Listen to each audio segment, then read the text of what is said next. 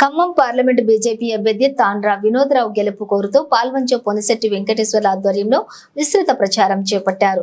నరేంద్ర మోడీ సైనికుడిగా ఒక్కసారి నన్ను పార్లమెంటుకు పంపండి, మన ప్రాంతాన్ని అభివృద్ధిని చేసి చూపిస్తాను అంటూ తాండ్ర వినోద్రావు అన్నారు. అందరూ కూడా కమలం గుర్తుపై తమ అమూల్యమైన ఓటు వేసి భారీ మెజారిటీతో గెలిపించాలని పిలుపునిచ్చారు.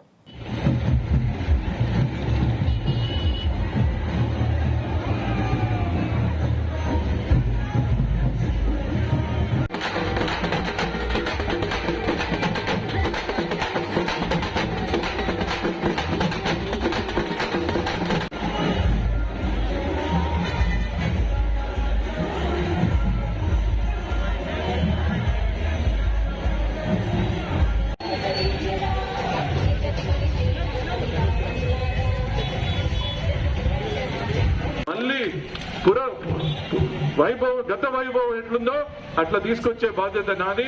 ఈసారి నరేంద్ర మోడీ గారి గ్యారంటీ మీకు అందరికీ తెలుసు. వారు ఒక్కసారి గ్యారంటీ ఇచ్చిందంటే అది 24 క్యారెట్ గోల్డ్.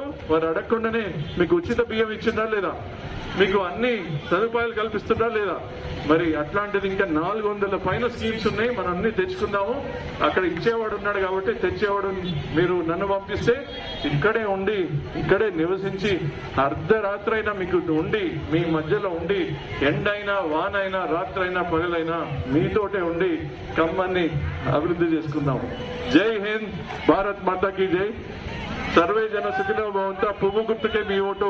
మరోసారి మోడీ సర్కార్.